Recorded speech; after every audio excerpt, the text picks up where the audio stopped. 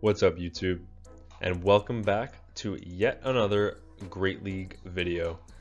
Today we're going to be looking at Corviknight, and Corviknight is the new Steel Flyer that has risen to instant meta. It's become number 6, which is actually incredible. It's really nice to see a new Pokemon become instant meta, kind of like Annihilate was when it dropped, or Cursola, but at least this one was a little bit more easily accessible with the lures. That being said, even though this Pokemon is ranked 6, I actually feel like it may not deserve that rank. Why do I say that? It has 0 fast move pressure, especially into your flyers and your grass Pokemon, which is Pokemon you would like to beat, barring Talonflame, obviously, because of the super effective coverage there. But it really is detrimental to this Pokemon because sometimes a lot of the really bulky Pokemon are actually out of 2 charge move range and you are unable to farm down.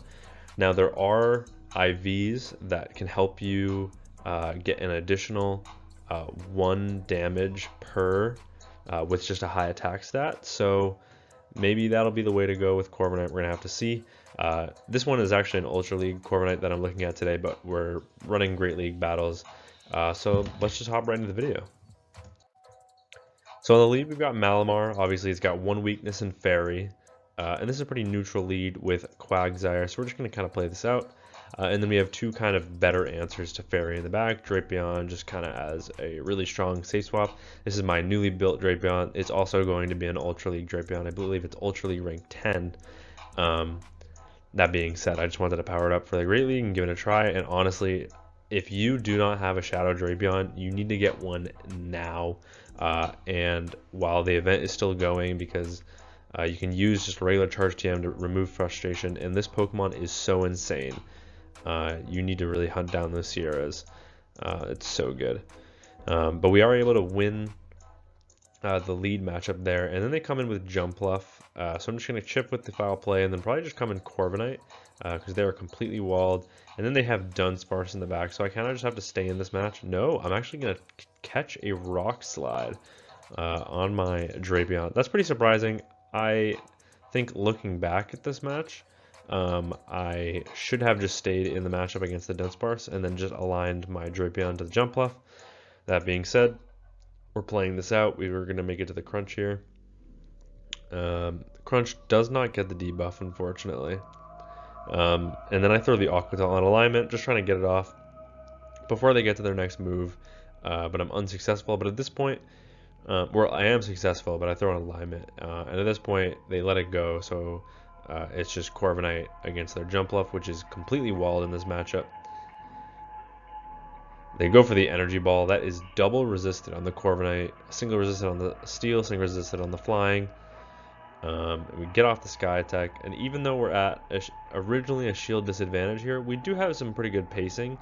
The only unfortunate part here that you'll notice is that that doesn't one-shot, and now we have to triple resisted Sand Attack farm them down. Fortunately, they're still going to do 1 damage per because that's the minimum. So we do actually get the full farm down, and then my opponent just resigns the match there because they cannot recover. Jumpluff on the lead in the next match. We have 2 better Pokemon in the back for this, so we're just going to come in with our Drapion. They're just going to chip with an Aerial Ace and then probably dip into a better matchup. And that's exactly what they do. They come in with a Azumarill, which obviously is taking super effective damage from the Poison Stings, but our charge moves are completely walled here. That being said, if we can get a Crunch debuff and let these Poison Stings start adding up, which we do, then this matchup becomes flippable. That being said, it doesn't look like we want to flip this matchup, and it would be really hard. We'd probably have to commit 2 shields. But at this point, we just come straight in Malamar. We're just going to go for the Psywave farm down. Looks like we're just quite not going to get there, so we actually make a really nice catch onto the Corviknight. This should be a resisted play rough. It is. That is absolutely nothing. And then they come in with their Jumpluff, so they must have been core broken by the Corviknight, and then they just resign the match. Okay, Gastrodon in the lead in the next match, and then they come in with Typhlosion. So best answer here is just to go for the superpower because we'll get there 1 turn before, because switching takes 1 turn. And then we come in with Drapion after grabbing that shield, because this means we can always outpace because it's only 4 poison stings to the move. So we're actually able to overfarm even by 1 poison sting there. So there's nothing they can do to flip this matchup. It's a very safe place to be. That being said, we do have to sacrifice our Drapion. I probably should have gone double Aqua Tail here, seeing as I'm not going to get to 2 moves. That being said, we do get a crunch debuff, so that's pretty nice. And then I make a Earth Power catch onto the Corviknight. Did we get it? We did. That is single resisted, but they have Talonflame in the back. And I saw so much Talonflame when I was running Corviknight. It was really, really hard to go on a good win streak with this Pokemon because there was so much Talonflame. Like an absolutely absurd amount. And there are back-to-back moves here, so I can't really afford to shield. They do fly, and then this could be either a Brave Bird or another fly I'm shielding, or it's even a Flame Charge, exactly. And that allows them to get the Incinerate farm down, and we do unfortunately lose that matchup. Into the next match, we've got a Clodsire. So this is obviously a good lead, super effective Psywaves, and then they come in with Feraligatr. So same thing we're going to do as with the Typhlosion. We're going to chip with the Superpower or grab a shield. That way we can always maintain alignment no matter what the shield situation is, because the pacing of Crunch is the exact same as Hydro Cannon. So as long as I click my move as soon as I get to it, I will always be able to keep switch here. And that Crunch actually KOs, and then they come back in with the Clodsire. So I'm going to throw the Aqua Tail right before they make it to the Earthquake. And if they overfarm it all here, which they do, they're actually going to let me get to another Aqua Tail. So this is pretty decent chip. Obviously, 1 Earthquake will KO at this point. And I am going to let this go, not reading that they're weak to Drapion in the back. And they go Stone Edge Bait for some reason, but then they make a really nice catch onto the Jumpluff. But unfortunately for my opponent, we have a great answer in Corviknight in the back. And Corviknight kind of core breaks Clodsire plus Jumpluff. Anyways, they did have the Stone Edge, but into the next match, we've got a Talonflame lead. This is a pretty neutral lead. I actually do prefer to be the Malamar in this matchup, just because you can kind of control the shield situation. Who wants to give up the first shield kind of deal. Unless they no shield the first, but if they do, then you can just shield once and farm all the way down. And they actually are running Flame Charge, so that's pretty unfortunate. But I do still outpace to a second move here. And they commit the double shield early in this matchup, and they're still going to have to throw. Which they do, which is fine by me, because I can just come in with a Drapion, and I should be able to outpace and get the Aqua Tail and just remove this boosted Talonflame from this fight. And what is in the back? It is a Morpeko. So we are able to get to the chip here with the Aqua Tail. This won't quite KO, but I think I'm just going to stay in and then force them to throw their energy. Because at this point I don't really have an option, and they actually Psychic Fangs bait, which is huge, and then they just go for another Psychic Fangs right away, trying to KO the Drapion. So I catch it onto my Corviknight, and at this point I think they're in farm down range, and this is actually where Sand Attack is really nice, because they come in with Typhlosion, and obviously we're weak to fire and electric, but we hit super effective damage on those Pokemon. So at this point they're in 1 Poison Sting farm down, and we are not in Thundershock farm down range. So we're actually able to take that win, even though they had an electric and a fire Pokemon in the back against our Corviknight. Into the next match, we've got a Feraligatr on the lead. This is pretty neutral, but you do kind of have to shield a Hydro, and I learned that the hard way in this matchup by no shielding the Hydro, and that just does way too much damage. So I do go for the Superpower. And then I'm probably just going to get into the Drapion here. But at this point, they're always going to be ahead on energy. I have grabbed a shield, so I can commit the 2 shields and come out of this matchup with a win. But they actually come in with the Diggersby. Fortunately for us, we are absolutely loaded. And we're probably going to get to at least 2 Aqua Tails before they make it to the move. And they're going to be forced to throw right away. And it looks like we farmed up and threw right on the CMP tie, which is a pretty nice play. No energy wasted at all. They don't even undercharge it, so that's pretty nice. I probably will come in Corviknight I could take one fire punch, but I'd probably rather not. So I just catch on the Malamar because why not? Save that shield. I've got no energy on the Malamar. It's basically useless to me at this point. And they have a Talonflame once again in the back. And so there's just really not much you can do against Talonflame because your fast move is resisted and it takes 2 moves to KO. So if they have one shield, you're not coming out of this matchup. I do bait with the Iron Head here. But even with the bait, I'm not going to get to another move. And they could even just fully farm me down. So at this point, I'm just going to let it go. I no longer have a win con in this match. And my opponent takes the win. Malamar into Talonflame once again. So already seeing another Talonflame. But fortunately, on this team, Malamar is in a terrible place to see it. We do farm up to the foul play, throwing right before they get to their first move. Foul play, this one, they let it go, and I'm just going to go for the one shield farm down here. Can I get the full farm down? No. They survive on 1 HP, so I catch the Brave Bird or fly on my Corviknight, and then I get the full sand attack farm down before they're even able to make it to 1 Incinerate worth of chip damage. And then they come in with Dunsparce. They're just going to go for the rock slide here. I can very comfortably survive this. Corviknight is, if anything, it is super bulky, which is really cool, even with these non-optimal IVs. I mean, they're good IVs, just not for the Great League. And then I throw the Iron Head, which I thought was on CMP, but it was not. I actually end up letting an entire rollout in for free, and unfortunately that means I kind of just have to let Corviknight go.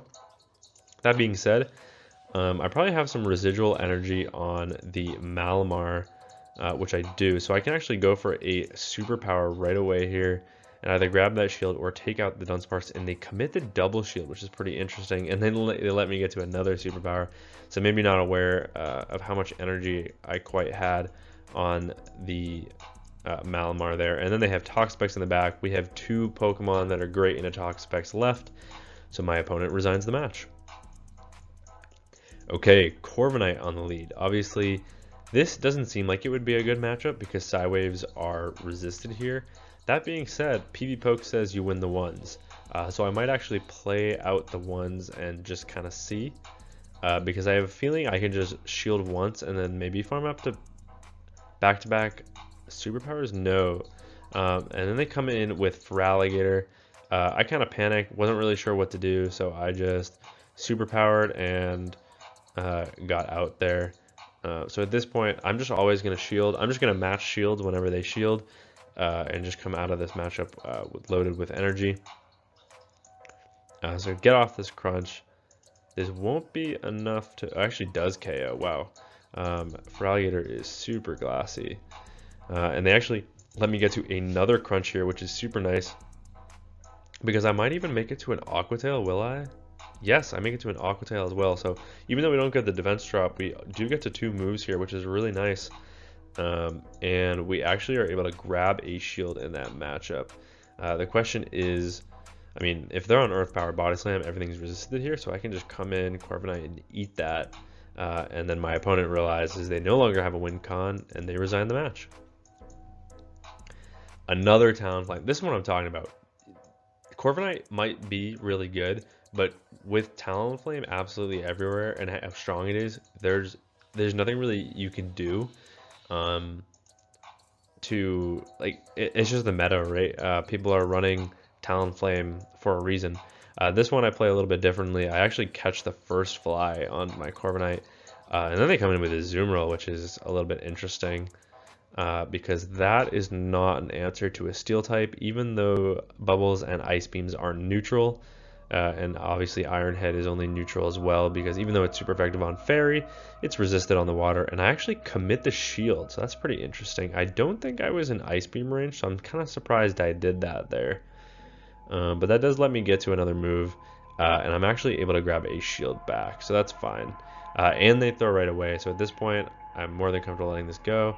And then that doesn't quite take me out, and they have their own Corviknight in the back, so when I pivot Drapion, I actually draw that out, which is fine because they give us a pretty sizable energy lead, and we actually get the defense fall on the very first crunch.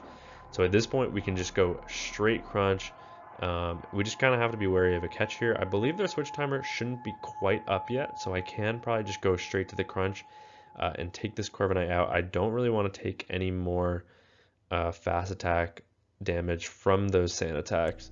And if they come in with Talonflame, I can actually outpace to the Aqua Tail.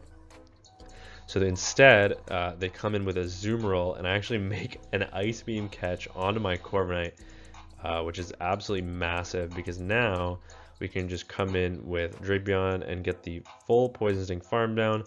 They come in with the Talonflame. I believe they're only actually one Incinerate away. So they actually should have come Talonflame there. But able to make the catch, able to get the Aqua Tail off on this Zoom Roll, and even though my opponent force quit the app, we are still able to get that win. Okay, this might be the second to last or the last matchup of the video. Aridos and lead. This is obviously a good lead. Sideways are super effective, but we do want to catch the lunge onto our Drapion, and that's exactly what we'll do. And unfortunately, they will outpace us, or they will make it to the move at the same time for the crunch. So I do kind of just have to. I'm actually going to shield this. Interesting. Just trying to grab a shield from my opponent. And at this point, I can probably just let it go. No, I'm actually going to keep my Drapion alive, catch the lunge on the Corviknight this time, and it looks like they bank a move and they come in with the non-Shadow for Alligator. So I can actually live a Hydro Cannon pretty comfortably here. Does put us in the yellow, but it doesn't do that much damage, to be honest. Corviknight obviously very bulky. And we are able to get to the Sky Attack. Obviously Ironhead is resisted here, so we kind of have to. And my opponent makes a really nice play, counting perfectly, throwing the Hydro Cannon right as we get to the next Sky Attack. And we're going to come in with the Malamar here, throwing right before they get to the next move. And they let us KO. And I don't believe they're at 2 moves here, so I think I can just get the Psywave farm down. And it is Pangoro in the back, so no baits here, full sending the superpower, and it lands. That is absolutely massive. We're also able to snipe with the Drapion, go for the Aqua Tail. My opponent's only win con at this point is fully farming down, but we stored some energy. We make it to another Aqua Tail. And even though we're in Poison Sting farm down, they Poison Sting farm us down, and then they resign the match. So yeah, able to take that last win, just barely. Thankfully, they had a Pangoro in the back instead of something strong into the rest of our team. But honestly, Malamar, Drapion, even though they're both dark types, they share 0 weaknesses and make a really decent core. I like them both. I think you could use them both as safe swaps in the back, maybe to something weak to the like dark typing. I don't know. But honestly, Corviknight I felt was pretty underwhelming. I think this meta is just not quite it for it. As many steals as there are, Crunch, if you get the defense drop on Corviknight from a Shadow Drapion, it's still 2 shots, you know?